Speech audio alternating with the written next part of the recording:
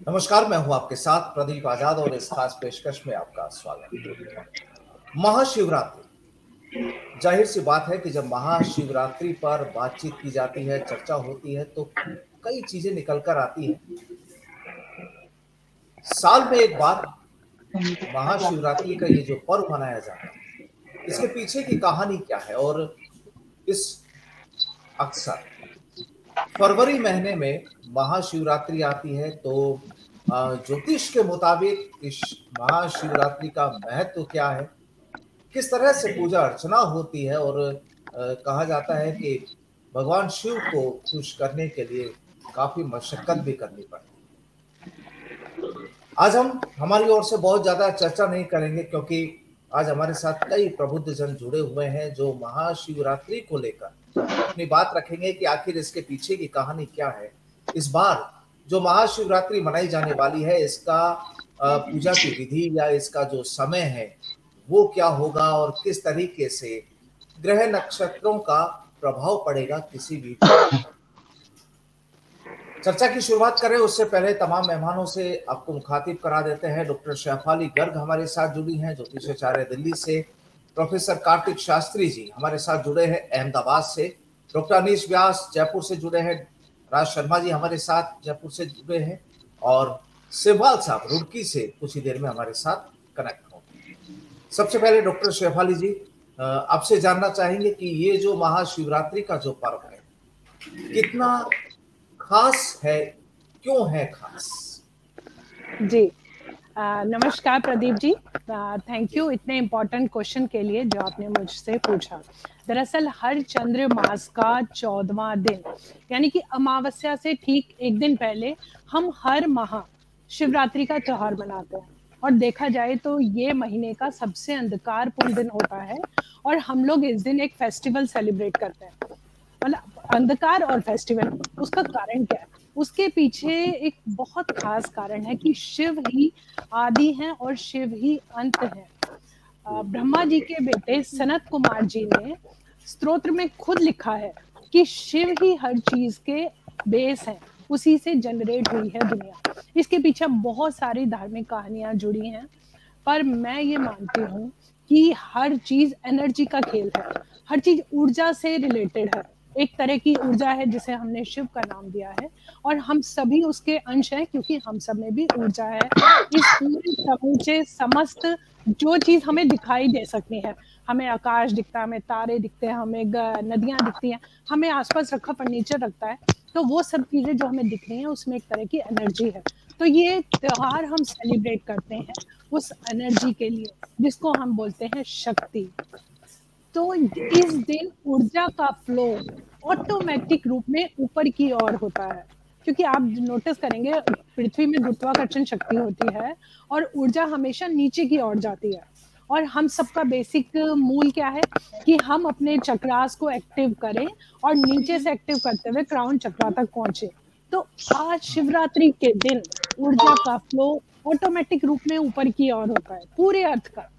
तो इसीलिए ये परंपरा बनी, क्योंकि हर बेसिक हमारे ऋषि मुनि जो कि वैज्ञानिक थे, उनके लिए पॉसिबल नहीं था कि हम हर चीज सबको डिस्क्राइब करें और वो दृष्टि और याद रखने में लोग भूल सकते थे।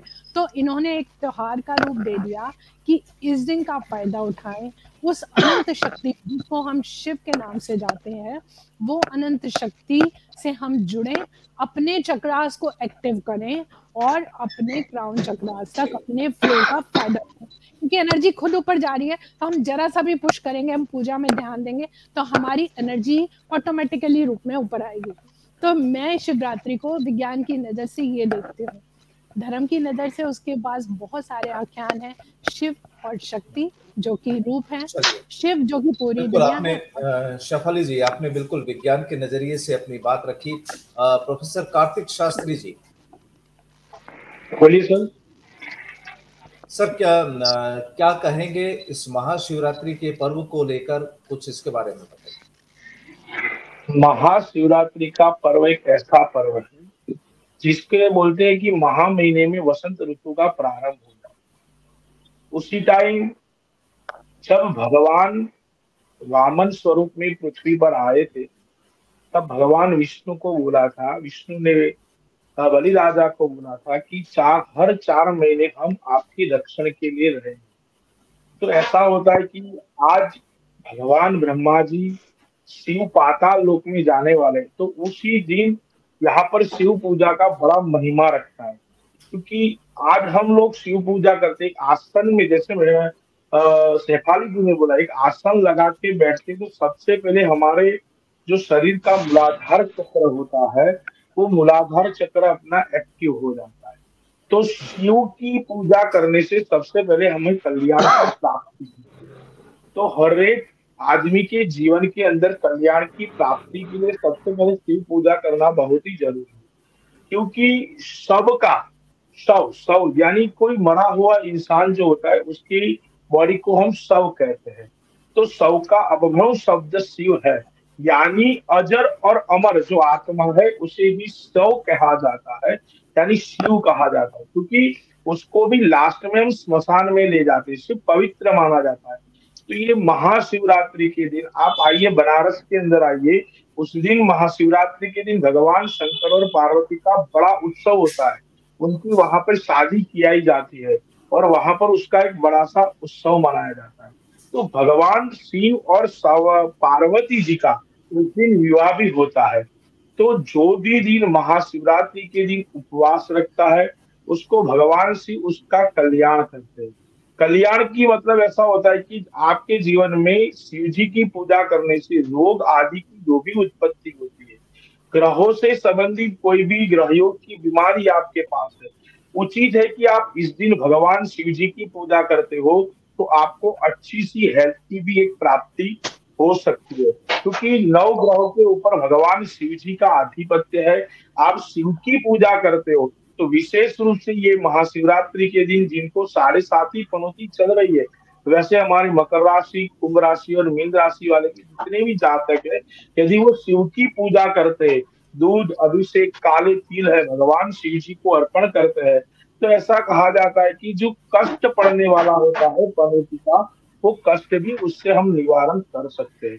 तो शिव में बहुत ही बड़ा पूजा का तो बहुत बड़ा पंचवक्त्र पूजा बताया है, प्रहर की पूजा बताया है, शिवलिंग की पूजा पे बिल्व पत्र, पुष्प, धतूरा का जो पुष्प है, भांग है, इत्यादि जो भी विशेष द्रव्य है, आपको कैसी प्राप्ति चाहिए उसी प्रकार के द्रव्य से। यदि आपको तन की प्राप्ति चाहिए तो आप भगवान को दूध अर्पण कर सकते हैं, मन की शक्ति की प्राप्ति चाहिए तो भी दूध अर्पण कर सकते हैं, दही से भी कर सकते हैं, शारीरिक सुखाकारी अच्छी चाहिए आपको तो आप भगवान को घी से अभिषेक कर सकते हैं।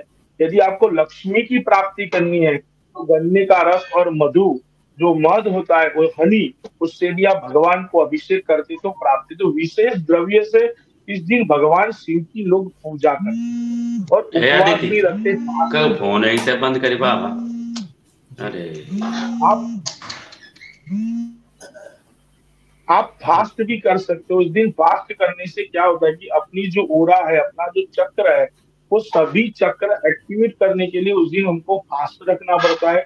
और शिवरात्रि के दिन 12 बजे तक तो आपको जागरण करना ही है, क्योंकि रात में शिव भक्ति का सबसे बड़ा पूजा करना है, मंत्र जप करना है। तो उससे आपकी जो भी ओरा होती है, ओरा एक से अनेक गुनी आपको प्राप्त हो सकती है। तो इसी महापौरा आज ये जो कल महाशिवरात्रि का जो पर्व है, इसमें 2 विशेष योग भी बन रहा है। तो वो जब योग आते हजारों साल के बाद ऐसे योग बनते, उसी योग में हम थोड़ा सा भी पूजन अर्चन कर लेते हैं तो हमारे जीवन में हमको जो भी लाभ प्राप्त करना है, एक से अधिक गुना हम लोग प्राप्त कर सकते। तो ऐसे शिव पूजा में कई चीज बताई हुई है, तो आप उसे पूजा करने से आपके जीवन को सार्थक बना सकते हैं।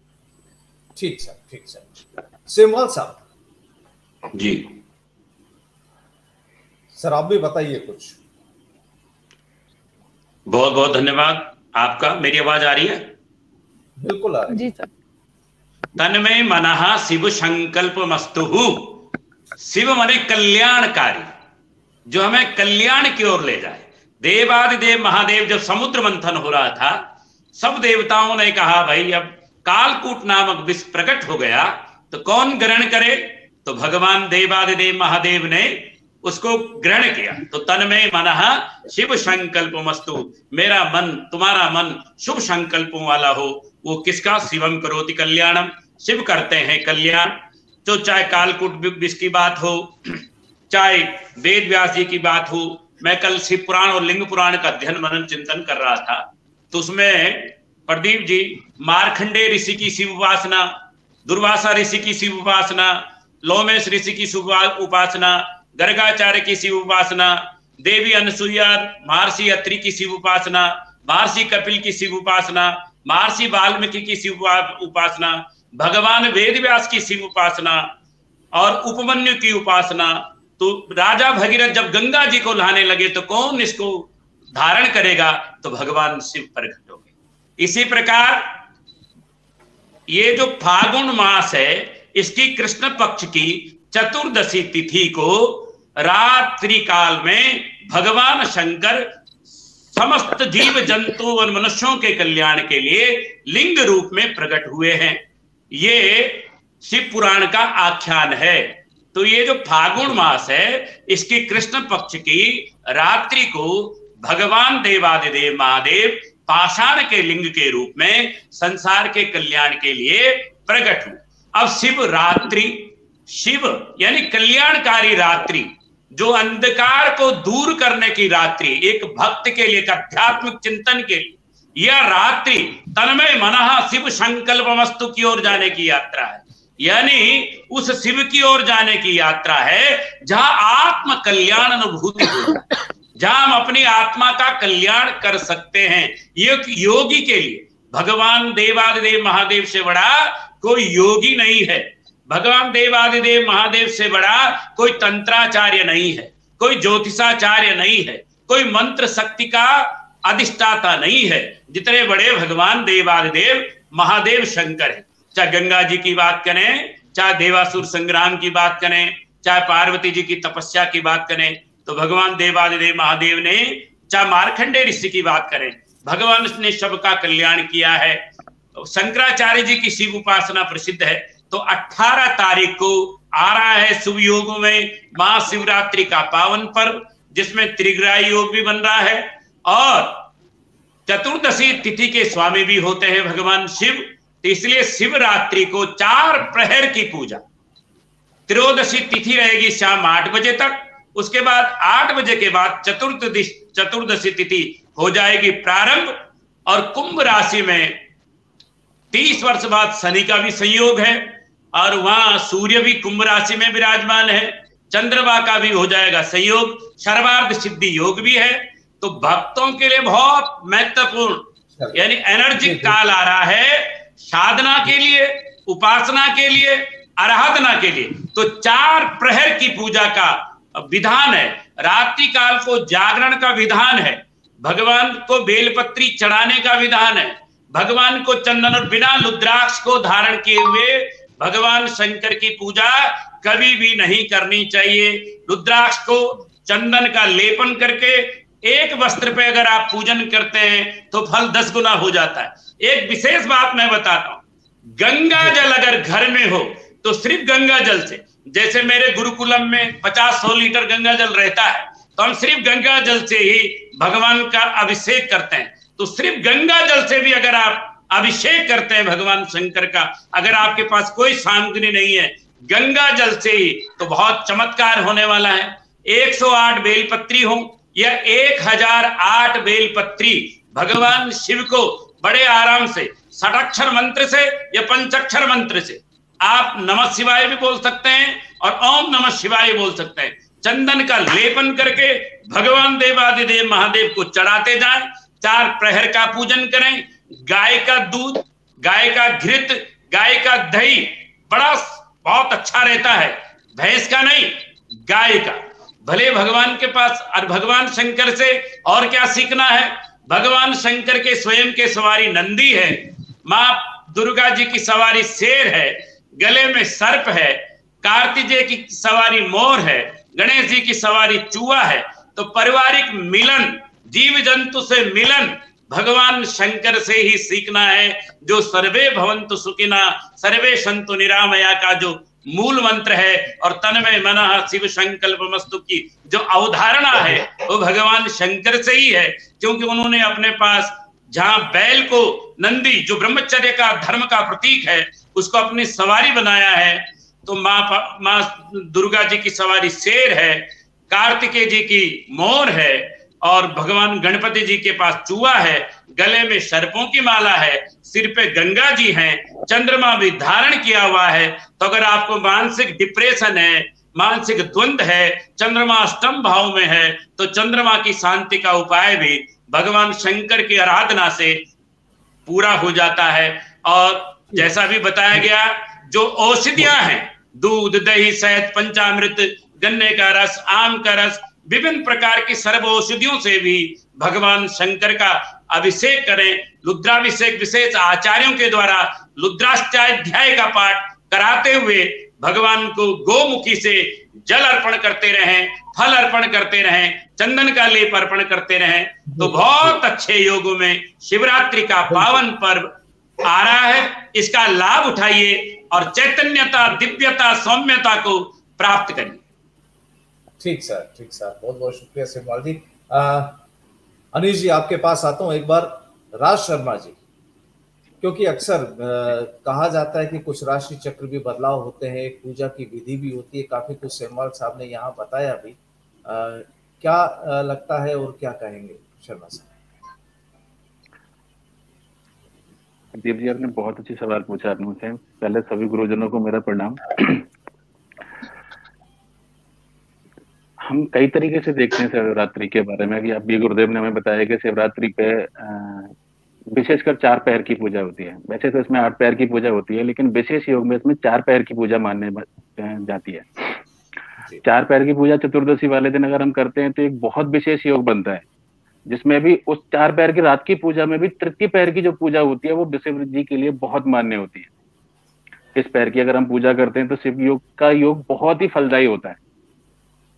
दूसरी तरफ हम ज्योतिषीय महत्व की तरफ आते हैं, हम शिवरात्रि को लेके, तो अभी गुरुदेव ने बताया कि चतुर्दशी के स्वामित्व के रूप में भी शिव जी हैं, जैसे चतुर्थी के रूप में गणेश जी हैं, ऐसे चतुर्दशी का योग स्वामित्व के रूप में भी शिव जी माने जाते हैं। वैसे तो हर शिवरात्रि हर महीने आती है, लेकिन फागुन मास की कृष्ण पक्ष की चतुर्दशी को शिवरात्रि महाशिवरात्रि माना जाता है, क्योंकि इसमें विशेष योग बनते हैं, विशेष धारणाएं बनती हैं।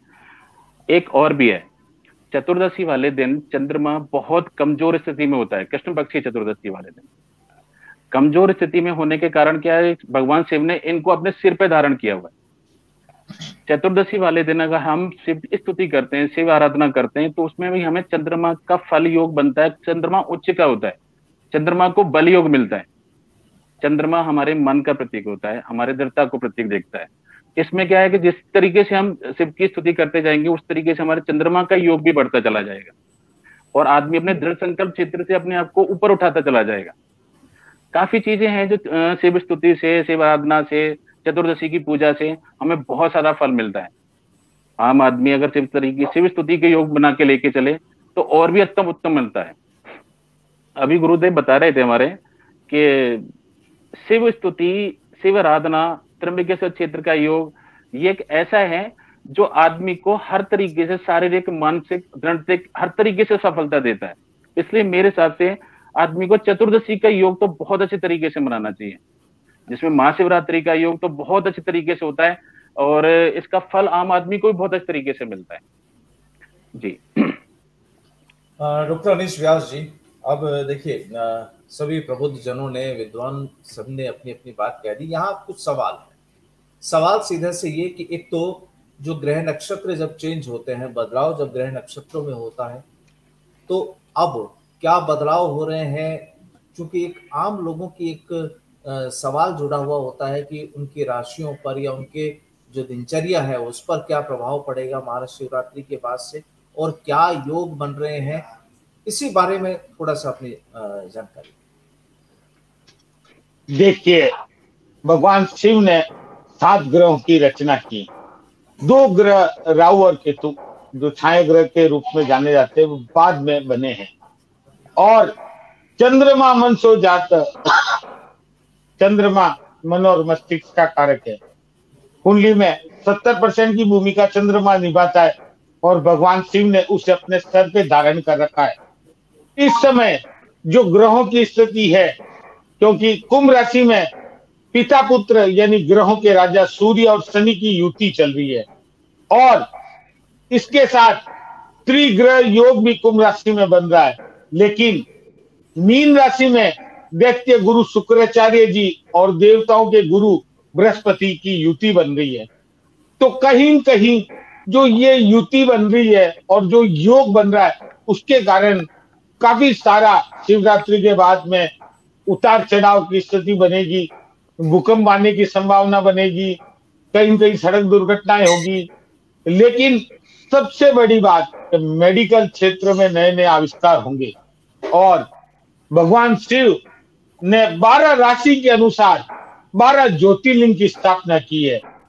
तो प्रत्येक मनुष्य को अपनी राशि के अनुसार अपने ज्योतिर्लिंग का ध्यान करते हुए शिवरात्रि के दिन भगवान शिव लिंग पर अभिषेक करना चाहिए। जल से करें, गंगा जल से करें, दूध से करें, गन्ने के रस से करें, घी से करें, पंचामृत से करें, जैसा कि मेरे सभी विद्वान साथियों ने बताया है।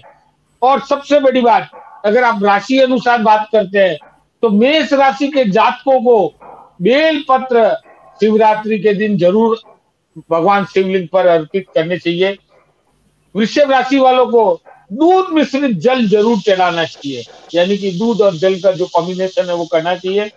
मिथुन राशि वालों को दही मिश्रित जल चढ़ाना चाहिए। कर्क राशि वालों को चंदन का इत्र जरूर लगाना चाहिए, भगवान शिव को इत्र बहुत पसंद है। और शुक्र ग्रह अगर पीड़ित है तो उससे इत्र के द्वारा इलाज किया जाता है, इसलिए। और सिंह राशि वालों को घी का दीपक भगवान शिव के सामने जलाना चाहिए। कन्या राशि वालों को काले तिल और जल मिलाकर दूध के साथ भगवान शिव का अभिषेक करना चाहिए। तुला राशि वालों को जल में सफेद चंदन या चंदन का पाउडर मिलाकर भगवान शिव का अभिषेक करना चाहिए। और वृश्चिक राशि वालों को बेल पत्र और जल चढ़ाना चाहिए।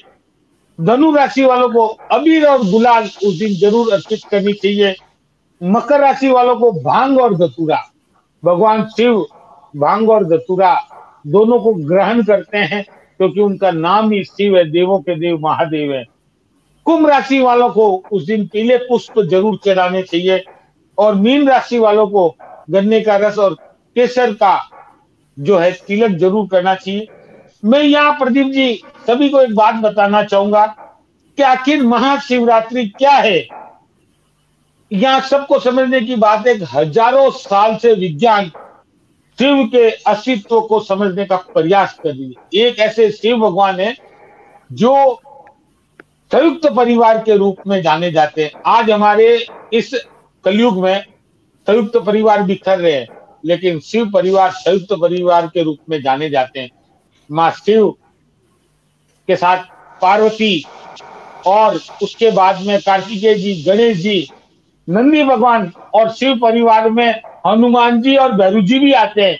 आपने कोई भी मंदिर देखा होगा तो उस मंदिर में माँ पार्वती, कार्तिकेय, गणेश जी, नंदी भगवान, नाग देवता और साथ में भैरव जी और हनुमान जी होते हैं।